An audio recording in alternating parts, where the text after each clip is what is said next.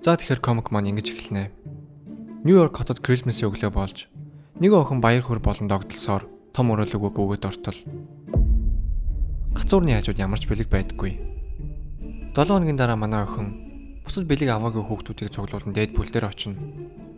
Харин тэдний Дэдпул дээр ирсэн шалтгаан бол түүнээр Санта Клаусыг алуулах байлаа. Манай Дэдпул ч жоон гайхсан янзтай. Та нар надад тоглоод байгаа мó гэж байсан ч бэлэг авч чадаагүйдээ уурлаж хорсон хүүхдүүд. Цүгнээсээ 4 мөн гаргаад ирсэн чинь манай Дэдпул шууд саналыг нь зөвшөөрдөг. Here comes the money. Here we go.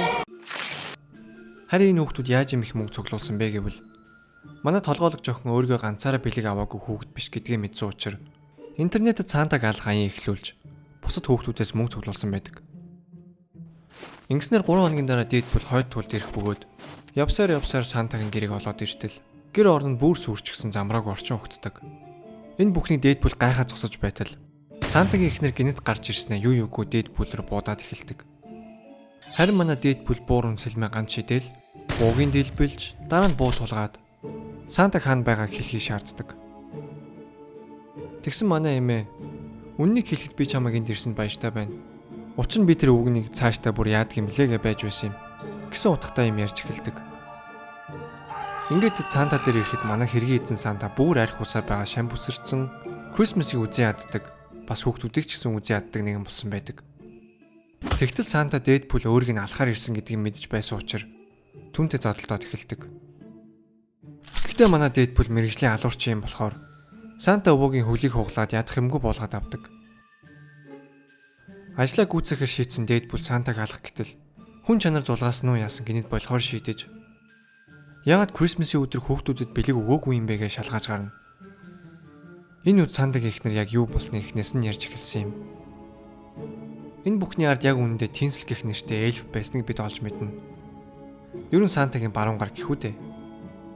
Тинсэл бэлэг хүргэх, мөн үйлдвэрлэлээс эхлээ санхүүгийн бүх үйл ажиллагаа зохион байгуулдаг байж. Гэвч тэр нэг л өдөр маш уналтай болж эхэлснээр тэрээр хориотой эсхийг нь үл харгалзан зардлаа бууруулахын тулд гадны байгууллагыг авчирч оролцуулах гэж оролддог. Гэхдээ Санта үнийг хүлээн зөвшөөрөөгүй. Учир нь мөнгө хизээж түүний зориг байгаагүй. Тийм учраас Тинсэл бусад эльфүүдэд худал цуурхал тарааж Сантагийн эсрэг бослог гаргасан бөгөөд бүх эльфүүдийг өөртөө урвуулж чадсанаар эльфүүд хойд туулыг орхиж явсан байдаг.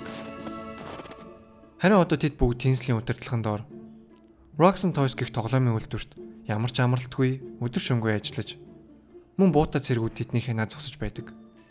Энэ бүхнийг сонссон Дэдпул чухам Сантаг биш харин Тинслийг алах ёстой мэн гэдгийг ойлгож тэрээр Rocks and Toys үйлдвэрээр очдог.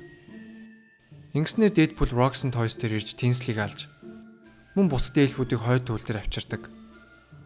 Бас болоогүй Дэдпул Rocks and Toys дээр хийсэн бүх тоглоомуудыг Санта дээр авчирч өгж тэд хамтаа бэлгүүдэд тараснаа комик маань төгсдөг.